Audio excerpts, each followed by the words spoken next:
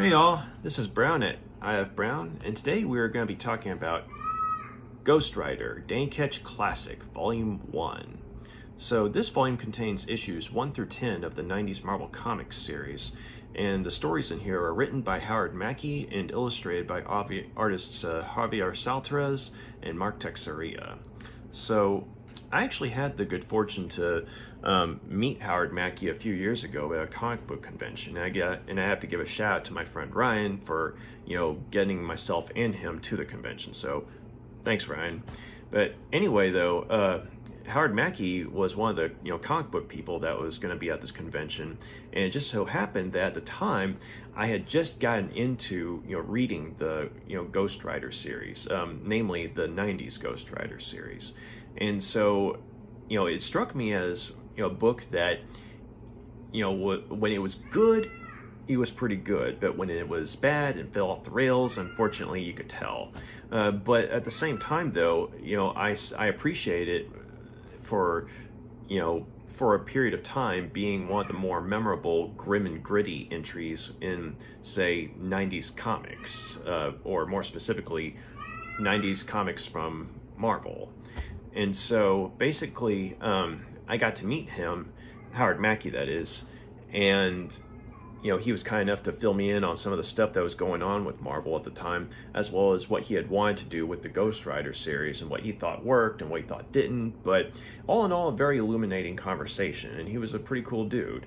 And so there was a funny bit I remember where I'm at his table, and I'm just wanting to make sure that's actually him. I was like, hi, Mackie? And he says, that depends on who's asking. If you're in any way related to law enforcement, I'm Paul Ryan, and he's Howard Mackie. And so, the late artist Paul Ryan, was at the same table as Howard Mackie. And so he's like, hello.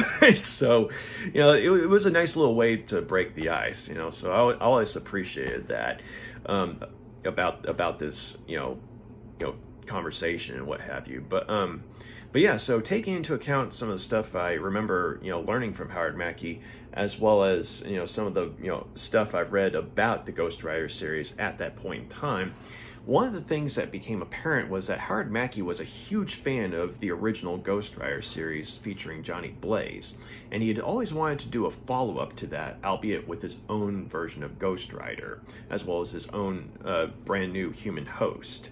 And so, when he had tried to pitch the idea initially, a lot of the bigwigs at Marvel were very skeptical and very reluctant to greenlight the series, because the original Ghost Rider series, it definitely has its, fan base, but it was more of a cult series as opposed to, say, a mainstream successful series. And so, eventually, though, the creative team got the green light to, go ahead and, bring the Ghost Rider book to life. And what ended up happening was the series was remarkably successful, and the early issues sold like hotcakes to a point where they had to have, second and third printings on some of the issues. And so, and the other thing was that this brand new Ghost Rider series was actually able to keep company in terms of sales in popularity with, say, a lot of the X-Men books as well as the Spider-Man books, which were Marvel's best books at the time. And so that's a pretty impressive feat for a brand spanking new, book series. But anyway, pardon me.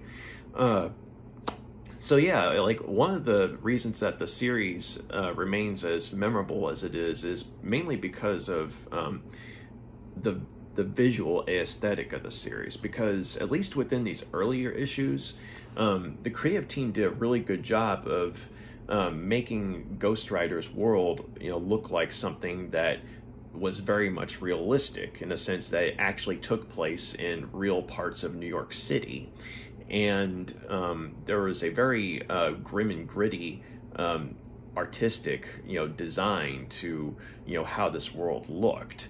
And so it looked like something that could very well happen, albeit in the darker corner of the Marvel universe, because, they tried to make a point of making sure that the brightly lit, or brightly colored superheroes, remained far away from this book until, later on in the series. And it was a move that worked wonders because it tapped into the sort of, urban legend, level horror of, what Ghost Rider was, or what this new Ghost Rider was, which was a complete mystery. And the other selling point of the book initially was the mystery of who and what this new Ghost Rider was. And one of the things that Howard Mackie was kind enough to, tell me, as well as other people who, were brought in on the conversation at the convention, was that, he had wanted to, basically keep the mystery intact. Like, I mean, he was wanting to answer a few questions. Like, for example, was this Ghost Rider the exact same, Zarathos Ghost Rider from the Johnny Blaze series, or something like that? I mean, he was perfectly willing to answer those questions within the book, but he wanted to keep, the ultimate, or I guess you could say the actual origin of this new Ghost Rider under wraps in a mystery.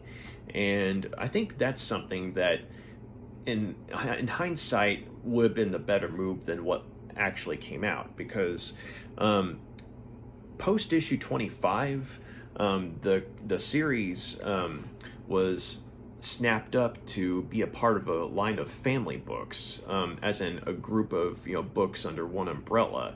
And this was a horror title called The Midnight Suns, and you had books like Night Stalkers, Morbius, Ghost Rider and Blaze, Spirits of Vengeance, Darkhold. And so, I mean, you had these horror titles that, they were kind of tied together with, the Ghost Rider book going forward.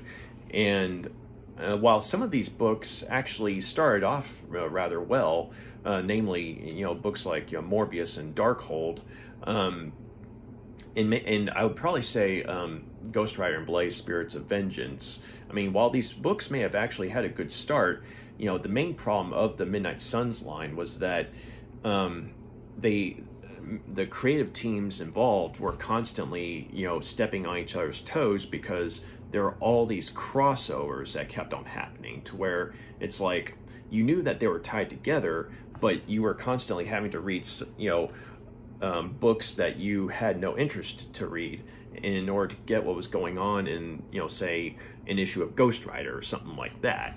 And so, you had that going on, and then you had this, decision by Howard Mackie and, editorial to, give Ghost Rider an origin. And it ended up being something so, convoluted that it just became even more confusing than, say, if he had just stuck to his guns and kept this Ghost Rider's origin under wraps as a mystery. But what ended up happening was the loyal fan base that had been following the Ghost Rider book was basically alienated, and so the sales started to go down. And it wasn't until after they were able to, the creative team of Ghost Rider was able to get out of the Midnight Suns umbrella and, basically, focus on just, the story and setting of Ghost Rider. And that's when the stories actually began to become good again. But unfortunately, by that point, sales had plummeted, and so what was originally a hot-selling book was something that, was regarded by a lot of people at Marvel as, a mistake, and so it was kind of a bummer to, see all that happen and find out how it all came about. But, for the period of time that this book was on fire, so to speak, it was pretty good. And so, this volume contains, the humble beginnings of this new Ghost Rider. And I have to say that it does a pretty good job of showing readers, exactly why this new Ghost Rider was so popular when he came out. Now, to be fair, I think one's enjoyment of this volume largely depends on, one's enjoyment of comic books from the 90s. And myself, I grew up reading on comics I grew up reading comics in the 90s. And so while I recognize that in a lot of instances, storytelling and narrative techniques have improved immensely since the 90s, I'm always going to have a soft spot for certain comics from the 90s, because it's like I can recognize where things have improved since then, but at the same time, I can still enjoy, the stories as they were. And so I think that if you're a fan of 90s comic books or 90s Marvel comics, then I think that you'll very much enjoy the stories in this volume. Whereas if you're not a fan of the 90s, I think you'll be like, it would be okay, if that makes sense, but let's put it this way, the stories in this volume aren't going to stand in the same company as something written by Neil Gaiman or Alan Moore or anything like that, but as a 90s, grim and gritty, urban horror comic, this volume's actually pretty good. Not without its flaws, but overall it's a good introductory book. And so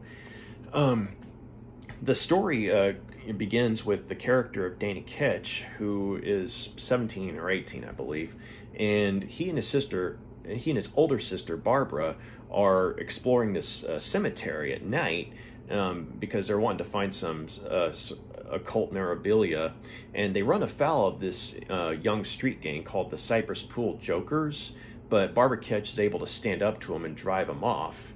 But after Danny Ketch and Barbara are able to sort of have the grounds to themselves, they hear some noise, and it sounds like a commotion, and so they follow the sounds, and they find some of the Cypress Pool Jokers in the same area watching something, and so they go to see what's going on, and they see this altercation between two groups of criminals. And one group is made up of people who work for Wilson Fisk, aka the Kingpin, and the other group is made up of this new would-be crime lord named Deathwatch and some of his goons.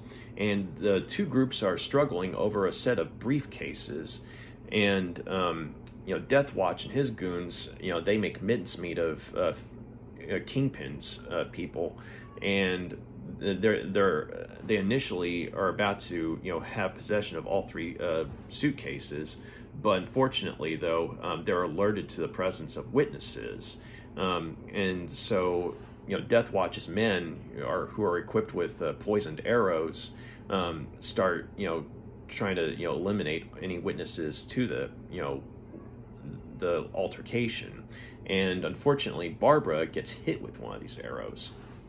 And so while everyone else is running away, Danny is able to get his sister into this nearby junkyard. And so while the two of them are hiding from Deathwatch's people, Danny's freaking out because he doesn't know what to do. Like, he's trying to put pressure on the bleeding, but he's not a doctor or anything like that, and he's just a kid, or he's just a young man. And so he finds this motorcycle on the ground, laying on its side, right next to him, and he notices that the gas cap is glowing, and just out of instinct or curiosity, he touches it, and once his bloodied hands, which are covered in the blood of his sister Barbara, once his bloody hands make contact with this glowing gas cap, it triggers a transformation into this new Ghost Rider. And so basically, you have this Ghost Rider who makes his presence known, and plows through the junkyard, and taking out Deathwatch's goons, while also taking Barbara Ketch to the hospital. And so once Danny Ketch comes to, after reverting back to himself, he goes to the hospital, and he's taken in too because he's covered in blood. But he meets his mother, as well as his girlfriend and his girlfriend's father, Captain Stacy Dolan, who's a member of the police force and a friend of the family. And so they tell Danny that Barbara's in a coma because of the poison on the arrow, and she could very well be susceptible to pneumonia. And so while all this is going on, we find out more about the briefcases, and we found out that you know, 2 of the briefcases were taken by the police, and the other briefcase was hidden by the Cypress Pool Jokers. And we find out that inside the briefcases are these canisters of toxic gas. And initially, you know, Kingpin was supposed to have them. And so Deathwatch had basically tried to rip off the Kingpin, you know, to basically, you know, increase his power. But it turns out, though, that Deathwatch, you know, is what you would call ambiguously human, in the sense that he looks human, but he's either, you know, a mutant or something demonic, because he actually is able to, you know, reach into your mind and relive certain memories of yours, you know, basically to find out, say, what's going on or what happened to so-and-so or something like that. And it always causes, you know, the other person pain. And so in order to find the briefcases, in order to reclaim the briefcases, he hires a mercenary that he frequently works with named Blackout, who is essentially a self-made vampire and who also may be a mutant as well, with the ability to basically shut out any light within a certain distance of him. And so basically darkness is his friend, but he also has enhanced strength as well as mechanized fangs. And you get the idea that Blackout is someone who willingly turned himself into a monster because he likes to hurt people. And so, you know, once he finds out, you know, exactly where the, you know, suitcases are, you know, he joins up with Deathwatch, and they attack the police station where 2 of the suitcases are at and reclaim them. And they also find one of the, you know, witnesses, one of the Cypress Pool Jokers, and take her hostage as well, so she can take them to the 3rd briefcase. And so, you know, Danny Ketch, you know, he finds that, you know, trying to juggle, you know, between the trauma in his personal life, you know, with his sister being in a coma and trying to be there for his mom, as well as, you know, becoming Ghost Rider at night, it really takes a toll on him, because, you know, initially he doesn't want to become Ghost Rider because he's literally turning into something demonic. But at the same time, you know, he also remembers that, you know, Ghost Rider is going after criminals and, you know, people that need to be stopped. And so while he's horrified at what he does to them, you know, he's glad that, you know, Ghost Rider is going after these guys. And Ghost Rider basically takes it upon himself, you know, to get involved in this would-be war between Kingpin's forces and Deathwatch's forces.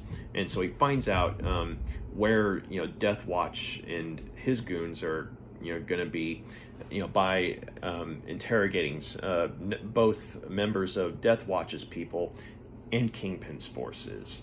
You know, because, you know, Kingpin, you know, he's got in his mind that if he keeps an eye on Deathwatch and his people, you know, basically, you know, he'll be able to spring a trap on them and reclaim the 3rd briefcase, or I guess you could say, you know, all the briefcases. But then he's also wanting to rescue the girl because, for pragmatic reasons, mind you, because, you know, she actually saw Deathwatch without his mask, and so she very well could, you know, lead Kingpin and his people into, say, being able to, you know, point out who Deathwatch is, so that way they can take him out. But so all these forces converge in the cemetery where, you know, the 3rd briefcase was hidden. And so the girl, the Cypress Pool Joker, she reluctantly tells them, where the last briefcase is. And so once it's reclaimed, Blackout, under Deathwatch's orders, is about to kill the girl, but he promises to make it quick. But that's when Kingpin's forces, make their presence known, and basically they've got Deathwatch and his goons outmanned and outgunned, and they, calmly, demand the briefcase and the girl be turned over to them. Or I should say, the briefcases and the girl be turned over to them. And so, Deathwatch, his whole thing was, the reason he was wanting these canisters was because he was wanting to open them and release the toxins over a certain part of the city. And in the immediate wave of, this toxic assault, a lot of people would die. But beyond that, a lot of people would be turned insane by it. And so basically, Deathwatch, whoever he is, feeds on the chaos and pain and misery of other people. And basically, death gives him, a rush, a high, if you will. And so, as much as he enjoys death, he's not ready to, be on the receiving end of that.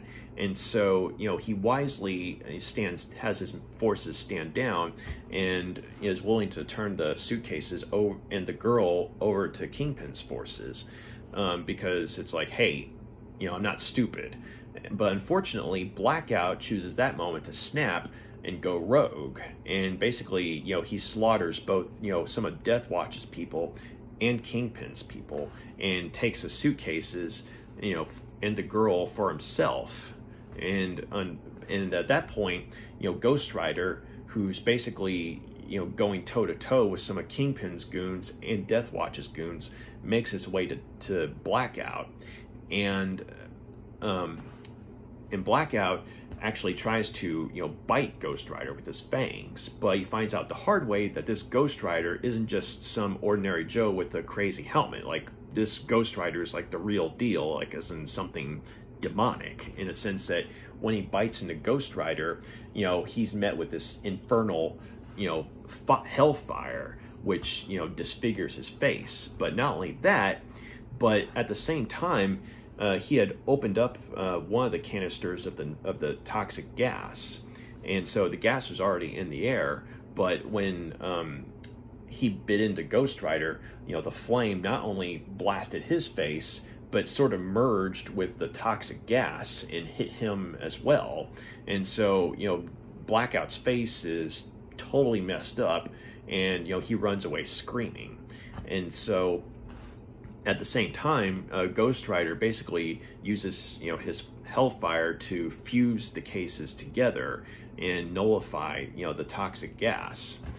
And so, while that's going on, the girl is mysteriously kidnapped in the cemetery while this is going on. But when the dust settles, though, Kingpin, once he finds out that, basically, I mean, he wasn't able to get the canisters back, but they were destroyed and basically kept out of the hands of Deathwatch. He feels that this new Ghost Rider is, was an inadvertent ally in this particular instance, for his own goals. But he also gets the feeling that, Ghost Rider is going to be someone along the lines of Punisher or Daredevil, who will turn up again to interfere with his plans, and things won't be so fortuitous the next time. And so, in the meantime, Danny's, back at the hospital, talking to his sister who's in a coma, and, basically just trying to, be there, and also, trying to, talk to a friendly face and tell her what's going on, even though, he doesn't know if she can hear him. But, he's put in a spot where he realizes that, this Ghost Rider could potentially do some good, but at the same time, he's still terrified at the fact that, he doesn't know who this Ghost Rider is, or he doesn't know what he wants, and he doesn't know, why, of all people, it was him, who came across that motorcycle. and he dreads turning into Ghost Rider because it's a painful transformation into a demonic being.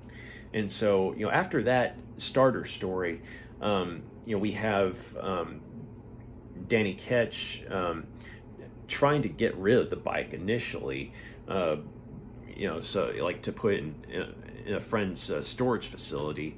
But unfortunately, that same storage facility comes under attack by some bikers who are going after this scientist named Dr. Calvin Zabo, who is also known as Mr. Hyde. And Mr. Hyde is a supervillain who's gone toe-to-toe with people like Thor and the Incredible Hulk. And it was actually after his last scuffle with the Incredible Hulk that he was wounded in such a way to where he wasn't able to, turn into his monstrous, Mr. Hyde form. So he's, for the time being, stuck in his human form. And so basically, he's trying to, find a harsh stimulus, he's trying to find a harsh stimuli that will make him turn into Mr. Hyde. And so he chooses to antagonize a gang of bikers, and they go after him, trying to kill him. And this chase ends up in this storage facility / parking garage, where Danny's friend is.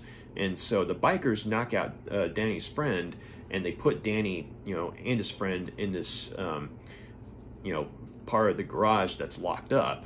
And so once they find this scientist dude who they don't know is Mr. Hyde, they'll come back and let Danny and his friend out, maybe. But so while this is going on, when the bikers find Zabo, it's at that point that Zabo is able to finally trigger the transformation into Mr. Hyde. And at the exact same point in time, the bike, Danny Ketch's bike, basically comes alive more or less, and makes its way over to where Danny and his friend are. And Danny is able to reach through an opening and tap the gas cap and turn into Ghost Rider. And so he gets on the bike and goes where Mr. Hyde is, and basically just wiping the floor with this biker gang.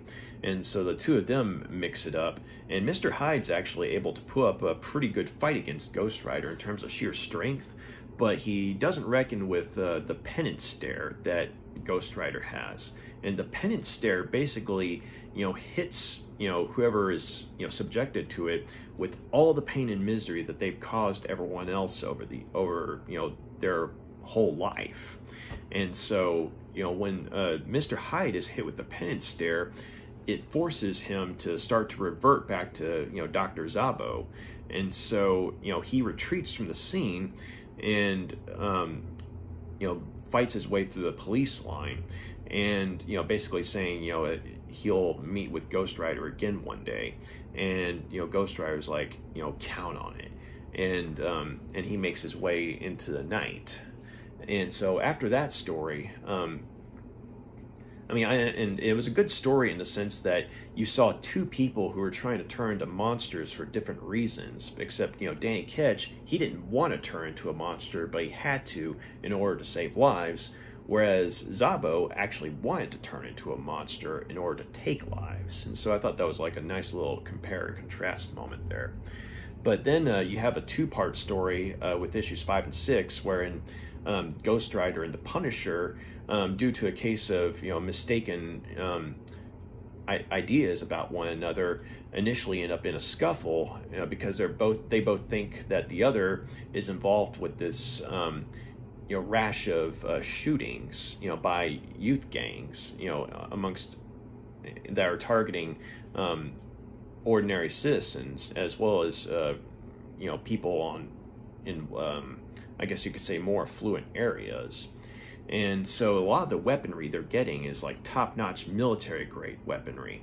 And so Punisher does the detective work and finds out that the stuff's being supplied to these gangs by this terrorist group called Ultimatum, which is the the baby of a supervillain named Flag Smasher, whom Punisher and Moon Knight had fought a while back and supposedly had killed.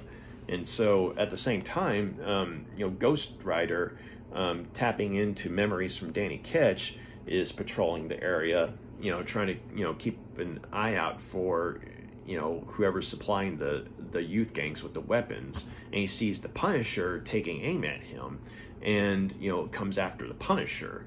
And initially, each one thinks that the other, has something to do with what's going on. But then in the midst of their fighting, they end up, crashing through a skylight of this other building where Flag Smasher and his army, happen to be, holding an assembly with the youth gangs. And so, once they realize what's going on, the two of them end up teaming up. And and initially, they're able to hold their own against Flag Smasher and his goons, but then Flag Smasher beats a hasty retreat and has the building blown up.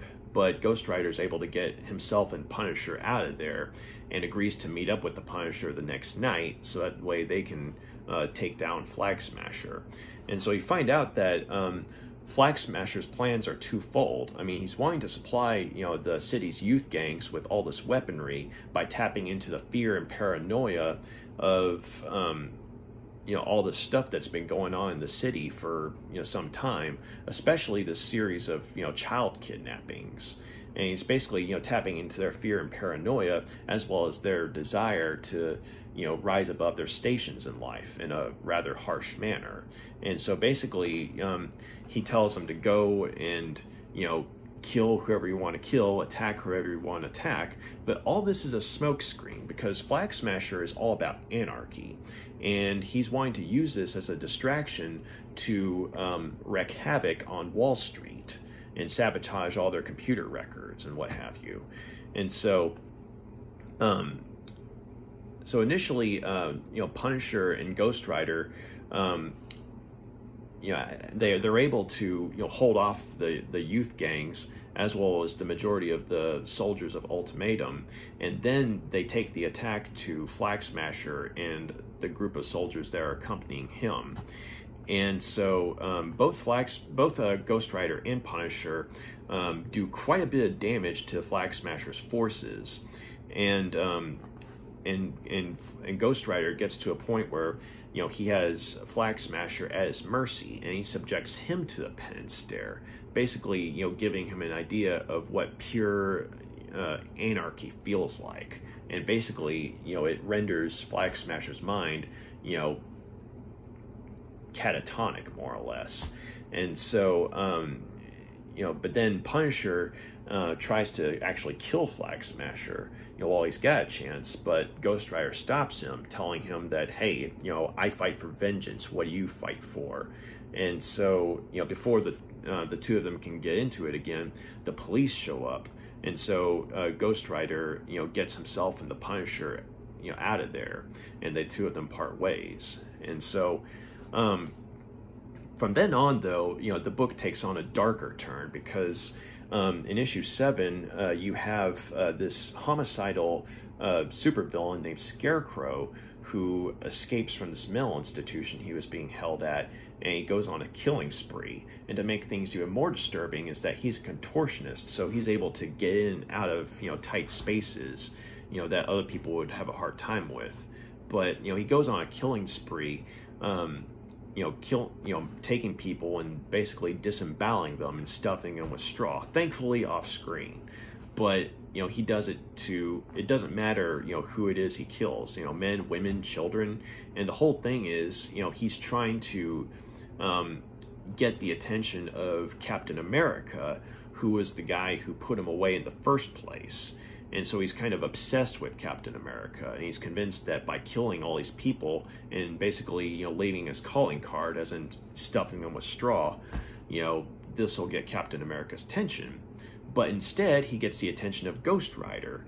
And so Ghost Rider initially is unable to defeat Scarecrow because Scarecrow is able to use his contortionist abilities to get away. But it turns out that at the exact same time that Scarecrow and Ghost Rider were fighting each other, the vampire Blackout came back onto the scene. And it turns out that he had actually followed Ghost Rider from the shadows on the night that the two of them had initially fought. And he learned that Ghost Rider was really Danny Ketch. And so he found out that Danny Ketch had a sister who was in a coma. And so he decides to take his revenge on Danny by, hurting and killing those that are closest to him. And so while Barbara's in her coma, Blackout rips her throat out. And so after, Ghost Rider and Scarecrow's initial fight and Scarecrow's tactical retreat, Ghost Rider turns back into Danny Ketch, and when he gets a call that something's happened to his sister, and so he gets to the hospital where his mom and his girlfriend are, and they're just breaking down sobbing because what happened of Barbara Ketch being murdered. And when Danny finds this out, I mean, he's just devastated because he realizes that this happened while he was fighting Scarecrow. So if he hadn't been going after Scarecrow, he could have been there to protect his sister. And so later on, Danny Ketch turns into Ghost Rider again and goes all out on Scarecrow. And it gets to a point where he tries to subject him to a penance stare, but Scarecrow is basically just too batshit insane for it to work. And so he's basically saying, I didn't want you, I wanted Captain America, and because of his obsession with him. But then he decides to commit suicide by using his contortion abilities to throw himself out of Ghost Rider's grasp and onto his own pitchfork, which kills him. And so, Ghost Rider's kind of at a loss for words because, on one hand, the fact that his penance stare didn't work on, this guy kind of threw him off. And two, he wasn't expecting the guy to just, kill himself like that. And so Ghost Rider just kind of leaves the scene. But after he does, these shadowy figures come out of, the surroundings and take Scarecrow's dead body. And we'll get the payoff to that several issues down the road. But this isn't the last we see of Scarecrow. But then going forward, though, in issues 8 and 9, we have Blackout stepping up his campaign of terror against Danny Ketch, wherein Danny Ketch has a series of nightmares that seem to be coming true, wherein amongst other things Blackout's threatening to kill everyone that he cares and loves, and so he cares about and loves, and basically making him unwilling to be close to anyone because at any point in time Blackout could come kill them.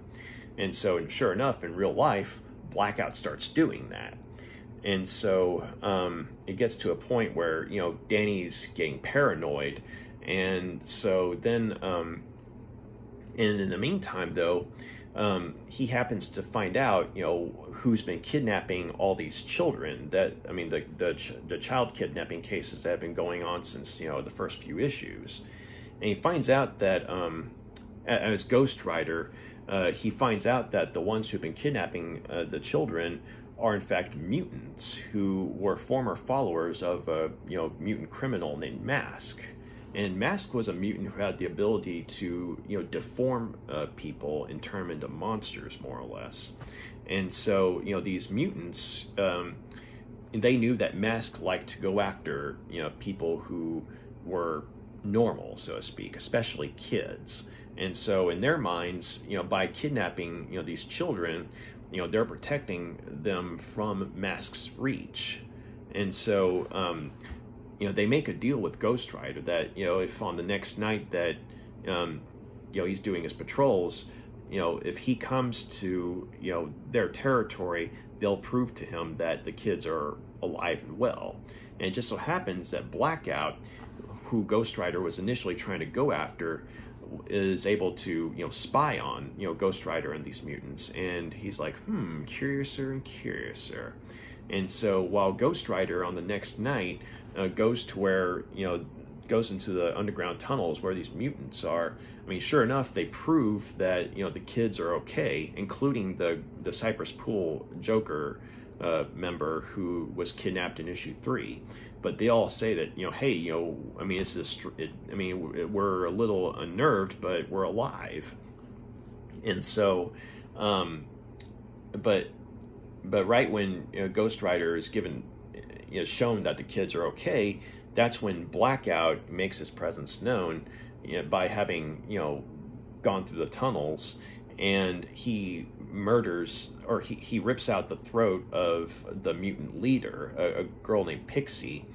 But before she dies, though, she begs Ghost Rider to, prioritize saving the kids over, himself getting vengeance, on Blackout.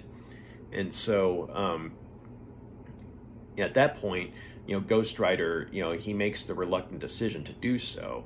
And so at this point in time, there had been this mercenary group called Heart, which had been hired out by the parents of these missing children.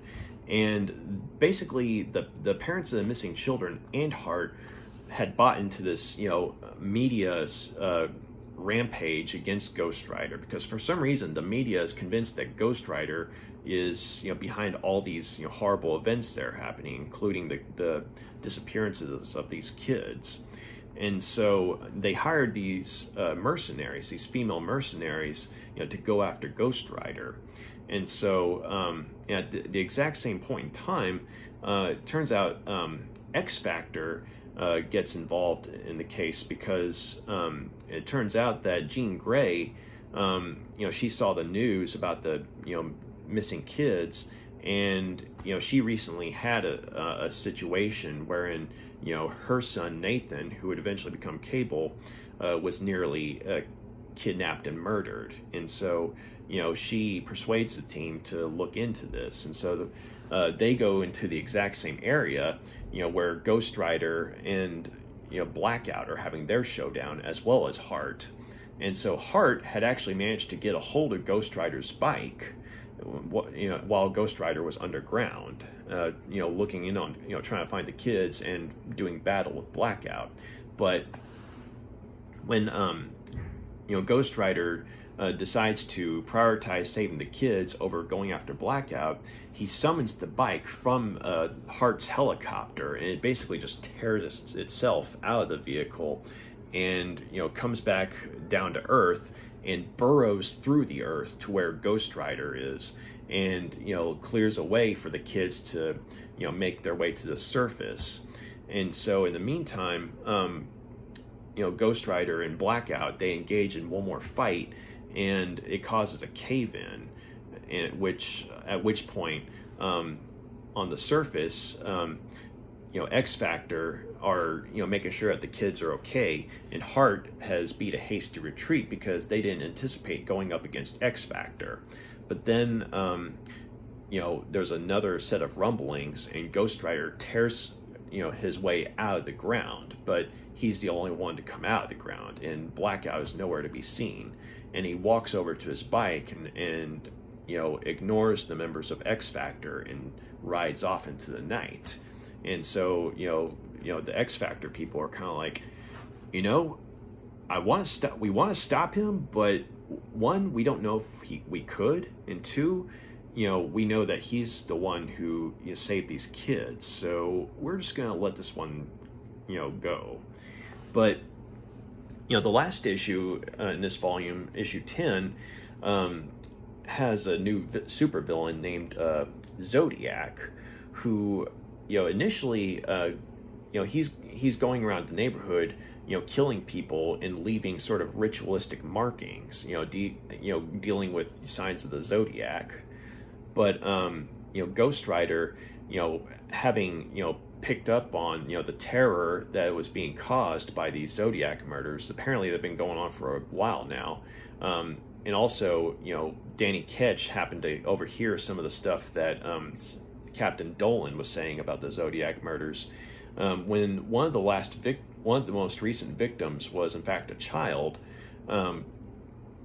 Danny Ketch, decides to, become Ghost Rider in order to, chase down Zodiac. And sure enough, he is able to find the guy, but it turns out that the one he's fighting, though, while he's able to put up a good fight against Ghost Rider initially with, abilities that seem to deal with, signs of the Zodiac, Ghost Rider gets the upper hand, and he tries to, subject him to a penance stare.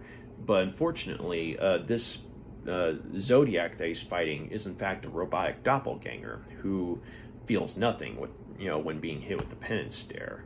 And when he kindly points out where the real Zodiac is, Ghost Rider in frustration just tears the robotic duplicate apart, and then tries to pursue Zodiac. But unfortunately, Zodiac is on a flying device that is able to, put a lot of distance between himself and Ghost Rider.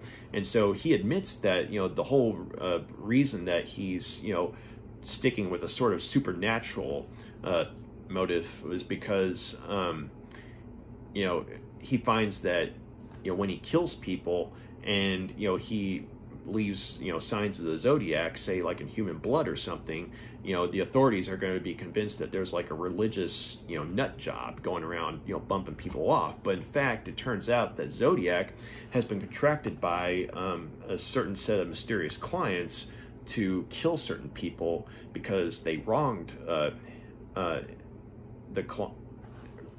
Zodiac's clients. And so they employed Zodiac to, kill off the people who wronged them or who stole from them. And in regards to the little kid being murdered, well, Zodiac admits half-heartedly that, well, the kid wasn't the target. It was his dad, but he was probably just going to be a, drug dealer or junkie anyway. And so, with that, he is able to retreat from the scene, but Ghost Rider, becomes, determined to find out, who Zodiac is and to bring him to justice or to get vengeance on him for, the people that he murdered, especially the innocent child. And so in the meantime, though, the book closes on a mysterious figure on a motorcycle, with an internal, dialogue, basically saying that, it's been a long time, but I'm coming to kill you, Ghost Rider. And so, with that, the book ends. And so, all in all, I'd say that I enjoyed this volume. I enjoyed this collection. And I think that it did a good job of, showing readers a sort of, grim and gritty side of the Marvel Universe. And even though it takes place in New York City, wherein, characters like Spider-Man make their home, we're seeing a side of New York City that, the superheroes don't often get to, and which, the presence of someone like Ghost Rider is a necessity at times. And so one of the other things I liked about this volume is that, while Ghost Rider himself starts off as kind of one note in terms of dialogue, as the issues go on, he starts to have a sort of, internal conflict because, he doesn't know who he is, he doesn't know where he came from, he doesn't know why he's so determined to get vengeance for, the innocent who have been hurt or killed by criminals. And so, you have a lot of, search for identity, at least, or let me phrase that. You have a desire for you have a character who has a desire to find out, what their real identity is. And, and I have to say that Howard Mackie actually did a pretty good job of conveying this, character's internal conflict. And when it came to Danny Ketch, at times he seemed to be kind of one note and sort of just a straight up Peter Parker XP. And that's a complaint that, has been leveled at him over the years. Not just with this volume, but for the Ghost Rider series in general. But at the same time, though, I have to say that the scenes where Danny Ketch is, with his sister in the hospital, who's in a coma, and when he's talking with her and just trying to be there for her, I found those moments to be rather, sad and, heartwarming at the same time, because they felt very real, like as in, something that family member or loved one would do for someone who's in such a condition, you know. And so that felt very human, and so that went a long way towards, you know, giving Danny Ketch some personality, I thought. And I also appreciated the fact that the villains in this book are legitimately dangerous and play for keeps. And especially, you know, the characters of Deathwatch and Blackout, as well as Scarecrow. I mean, that guy was straight up terrifying.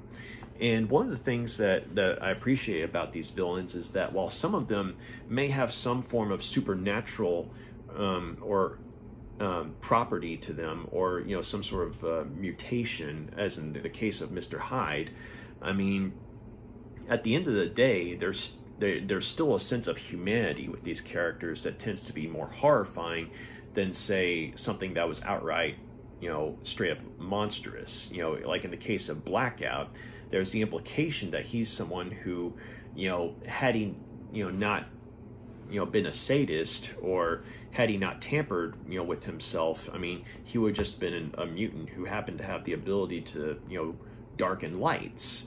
But instead, you know, he took that ability along with his, you know, own, you know, sadistic desires, and willingly turned himself into a monster. What with, you know, the clues we get with, you know, such as, you know, the line about his mechanized fangs. Like, this is someone who willingly turned themselves into a monster just so they could, you know, derive more pleasure from hurting and killing people.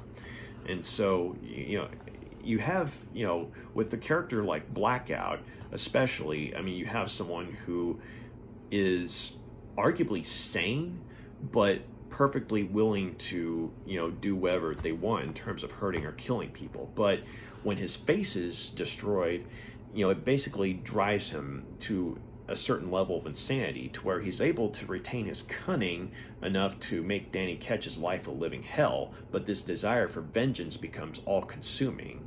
And so I appreciate that you have this, you know, sort of compare and contrast, you know, between Blackout and Ghost Rider, because, I mean, on one hand, you have Blackout, who is who becomes delusional and blames all his misfortune on Danny Ketch, as opposed to himself, who he put himself in this situation to begin with, but he's wanting to blame it all on someone else.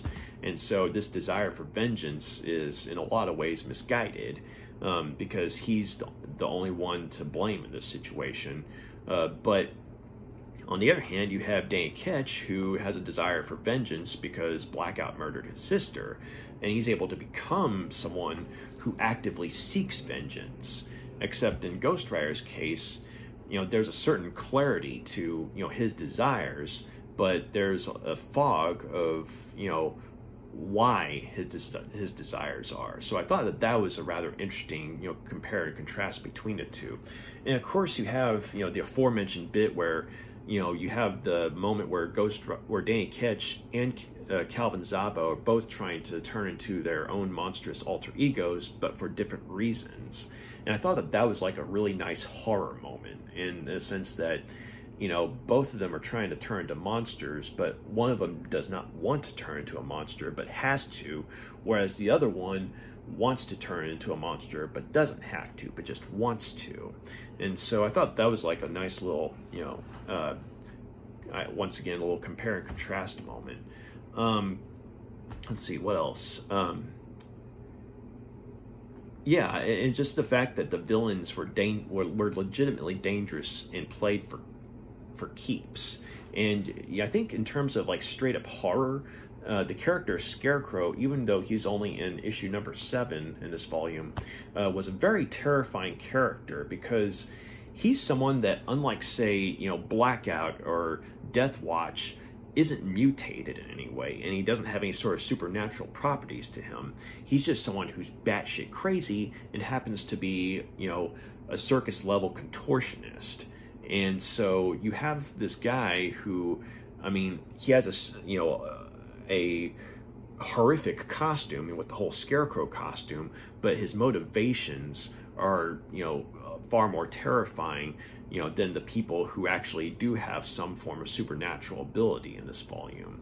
And so, you know, oftentimes it's the human evil that's more horrifying than the supernatural evil. And I thought that, you know, issue number 7, which is called Obsessed, was probably the best issue in this volume, in which the creative team was firing on all cylinders. And you had Mark Texeira, who had been doing the inking duties up to this point, took over on art duties on this issue. But then again, following that, Javier Saltares was back on art on pencils. But for issue 7, though, Mark Texeira, definitely did some of his best work on the series. And also, like, the artwork I really appreciated because, there was a sort of grim and gritty realness to it in terms of how the people looked and how the surroundings looked. And Javier Saltares, he did really good at that, making things like look grim and gritty and yet realistic at the same time. And so when you have a character like Ghost Rider on the scene, like, who at this point in time is the one character who's straight up supernatural, whereas with the other characters like, say, Deathwatch and Blackout, there's ambiguity. Like, I mean, yes, there's something monstrous about them, but we don't know if they're just mutants or if they're actually demonic in nature. Like with Blackout, we at least have some clues that he may have been a mutant who just, modified himself or something like that. But whereas Ghost Rider, though, is just straight up supernatural. And, with that in mind, Saltares, with inks by Texeira, did a really good job of making this, striking figure look realistic in a realistic setting. So yeah, the artwork, was definitely top notch in this volume.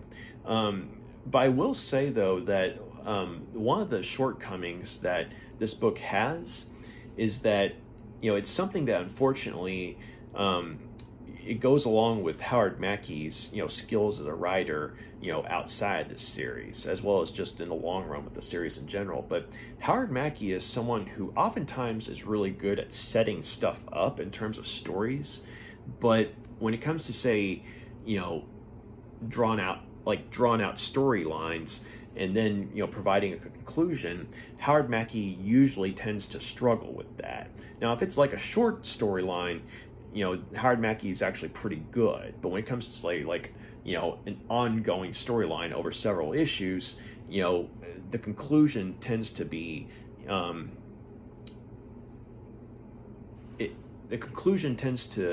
some problems with it. Case in point, the ongoing plot thread of the child kidnappings. And initially, it's something that's treated as an element of horror, and rightly so. But then when we find out, what's really going on, that, they were kidnapped, but they were kidnapped for quote-unquote good reasons, as in the mutants are, wanting to keep the kids safe from Mask. Which, I mean, that in itself isn't necessarily... I'm not going to say it was a bad motivation, but at the same time, though, I feel like, maybe if we'd had an extra issue to play with, or maybe a few pages of exposition, explaining who Mask was, and, and maybe having some sort of revelation that Mask was, in fact, wanting to go after these kids specifically, and then these, mutants who had rebelled against him, were, trying to protect these kids from Mask. I mean, I feel like if we had just had more exposition in that regard, it would have made some level of sense. Whereas here, though, it's just kind of confusing because not every reader who picks this book up is going to know who Mask is. And so, this, idea that this Mask, when we never see but only hear about, is brought up is going to be very confusing to some readers. And we just don't, and I just didn't understand why, the mutants kidnapped these kids specifically. Like I said, if there'd been some sort of dialogue explaining that Mask had targeted these kids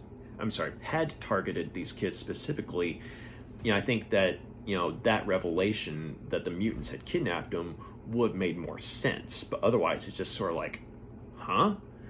And then, you have a potentially interesting character that's introduced named Pixie, who's the leader of these mutants, but she's killed off within, a page or two of her introduction by way of Blackout. Now, I will say that, her actual death is rather horrific, and her death is used to give Ghost Rider some, further character development, in which this is the point where he starts trying to prioritize the safety of innocents over vengeance against, criminals. And so, I mean, something quote-unquote good did come out of her death, but I wish that we'd gotten, more time to get to know her character. And like I said, I think that, with, the storyline with the mutants, I think if they'd had another issue to play with, if this, say for instance, they'd had like one more issue to where, we had like issues 1 through 11, and one of those issues, added to that story, then I think, it would have been better. But overall, though, it just feels very out of place, or kind of out of left field, I guess you could say. And also the conclusion to that particular story arc, while there are some good moments, like the aforementioned bit of character development that Ghost Rider gets, there's a lot of stuff that just feels like, Howard Mackie, didn't really know how to wrap that particular plot thread up, or maybe he did, but for whatever reason, he just he wasn't able to do it in as coherent a way as he would have liked, or something like that. I mean, that's the impression that one gets from the resolution of that particular plot thread. And the other thing about that plot thread was that the presence of X Factor, I mean, they're only in one issue, but their presence feels very random. And in my line of thinking, if you were going to have one of the X teams be involved in the Ghost Rider book, it would have made more sense if, say, the New Mutants had been involved at this point, because their presence would have made a lot more sense in context of, say, the character of Mask, because Mask is someone who was initially an X-Factor enemy, but at this point in time had kind of a vendetta against the New Mutants, I believe. And so, the presence of, say, like Cable and the New Mutants, I mean, that definitely would have made more sense story-wise. Whereas the presence of X-Factor, I mean, while they definitely look good on page in terms of art, it's just that their presence feels very random, and like it doesn't make a whole lot of sense as to why they'd be involved. And even though, I mean, their motivation is kind of explained in a sense of, I mean, the fact that children are being kidnapped, kind of hits home for them, because they had recently gone through something in their own books, in which a bunch of children had been kidnapped and tortured by demonic forces. I mean, you can understand why maybe they feel like, okay, this hits home, let's see what we can do to help out. But even then, though, other than, say, showing up on scene and helping the kids to, get to safety, there's really there's little to no interaction that they have with Ghost Rider, other than them letting Ghost Rider, walk to his bike and ride off into the night. I mean, that's the only interaction you get with them. And so, it feels like a waste as far as their presence in the story goes. And so while I think that particular plot thread is probably the weakest, I'm not going to say that it's terrible, but at the same time, if you're going to look at a weak point in the book from a narrative standpoint, the resolution of the kidnapped children was definitely, the low point in the book. And so, on the other hand, though, ending the book with issue 10, I think, it kind of goes a certain way to, developing Ghost Rider's character even more, as well as Danny Ketch's character, because Danny Ketch is starting to get to a point where he's embracing the Ghost Rider persona, and he's wanting to actually whereas before he was trying to avoid turning into Ghost Rider, whereas starting with issue 10, he actually starts to be more willing in terms of turning into Ghost Rider so he can pursue, this murderous criminal Zodiac. And one of the spooky things about Zodiac, at least with his appearance in this issue, in this volume, is that, the whole idea that, his killings, as brutal as they are, aren't anything personal. They're just professional. He's being paid to kill certain people, but the way he makes it look like it's something supernatural oriented by leaving, say, bloody Zodiac signs, at the crime scenes. I thought that was like a devilish, touch to his character for sure, because, it's like a certain level of sociopathic evil, I guess you could say, because, this is a guy who, doesn't really care who he kills as long as he gets paid, and in a lot of ways it's fun for him, but at the same time he's a professional, and so as horrific as his killings are, they're not personal. And so I just found that to be a certain level of twisted horror, in a sense that you have a character who very little is known about at this point, but he wouldn't be out of place in, say, a book like, I don't know, The Avengers or something like that, except for the fact that, what with his power set and abilities, but the fact that he's using these abilities to, kill people and make it look like something satanic or supernatural in the first place.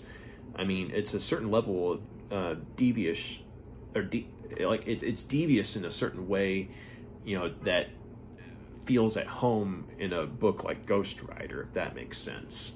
So while it does kind of end on a cliffhanger with this shadowy figure riding along on a motorcycle with the intent to kill Ghost Rider, it does end on a cliffhanger, but at the same time I appreciate the fact that the creative team, they did a good job of showing that this evil is just ongoing. It never ends. And of course you have Ghost Rider and Danny Ketch basically starting to be more in harmony with one another. So, but all in all, I'm going to go ahead and give volume 1 4 out of 5 stars. I thought it was a good introductory I thought it was a good introduction to the character of Danny Ketch and this new 90s Ghost Rider, and I thought that the artwork was top-notch, and the writing, while not award-winning, I thought was when Howard Mackie was on, he was on. And I think highlights definitely include, say, the first 4 issues, as well as issue number 7, and some of issue 8 as well, because issue 8 goes a long way towards the psychological horror aspect of the book, with Blackout going after anyone Danny Ketch has come across. But one other thing I will say is that I feel like this group could have been interesting, but the mercenary group, Hyde, in their introduction, it seemed like that they were an intriguing set of characters, but then basically they were upstaged by X Factor that didn't really do much in the first place. And so Hyde, I wish that they had actually done more with this group, and I think that's another reason why it didn't make sense to bring an X-related group into the book in the first place. Like, if they had just kept it to, say, if they had to have another group or of people involved, say, along with Blackout and Ghost Rider and the mutants, Hyde already has a motivation for going after Ghost Rider. As misguided as it is, at least their motivation makes sense. Whereas X Factor's presence, and motivation in comparison, not so much.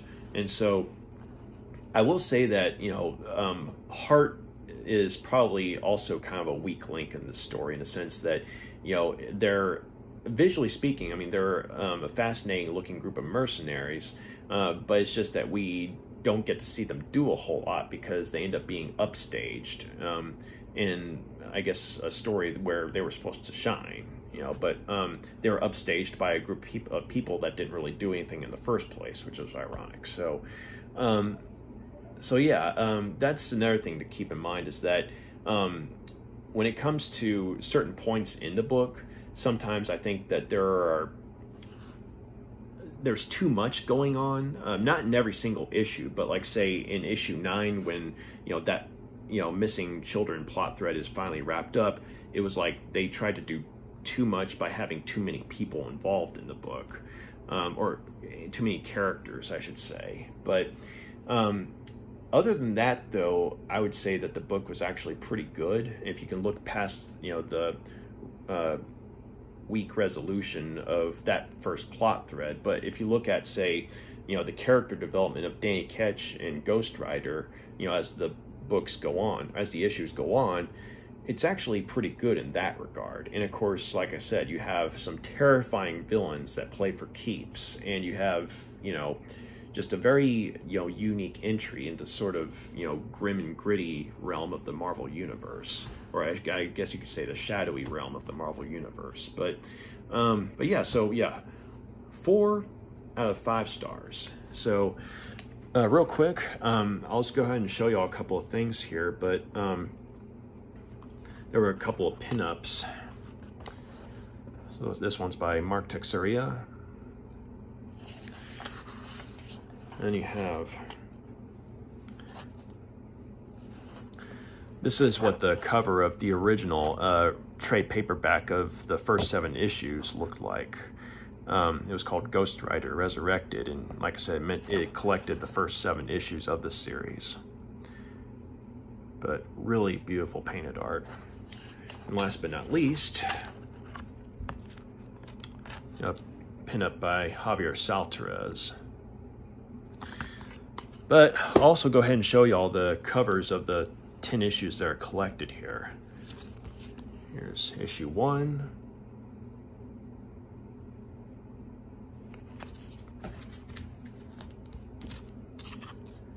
Issue 2.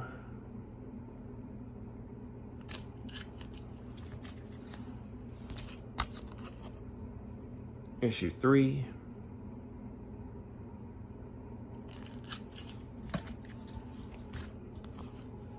Issue 4, that's Mr. Hyde.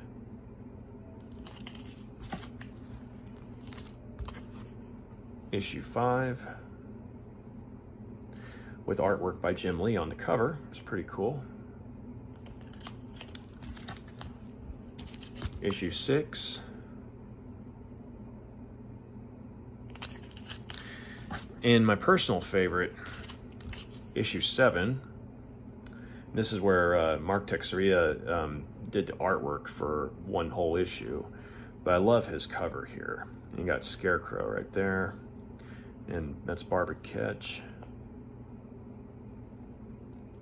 And see the shadows turning into crows. Issue 8. This was a good one. This is where, Blackout basically stepped up, his terror campaign against Danny Ketch. So you got Danny Ketch right there, in torment, and then you got Blackout. Then you have Deathwatch, Ghost Rider, of course, and that's Ketch. And then you have issue 9, where X Factor shows up. And see, this is kind of one of the things that frustrates me, because this is actually a really good cover, but this showdown does not happen in this issue. And also, Angel isn't actually in the issue. It's just Iceman, Beast, Cyclops, and Jean Grey. But, I mean, it's a cool cover, but this fight doesn't happen in this issue. And last but not least, issue 10, where Zodiac's introduced. So yeah, that was Ghost Rider Volume 1, or Ghost Rider Danny Ketch Classic Volume 1. Thank you very much for taking the time to check out my review. Y'all got any questions, comments, please feel free to drop a line, let me know. And if you like what you see here, please feel free to like and subscribe. So y'all take care. Bye.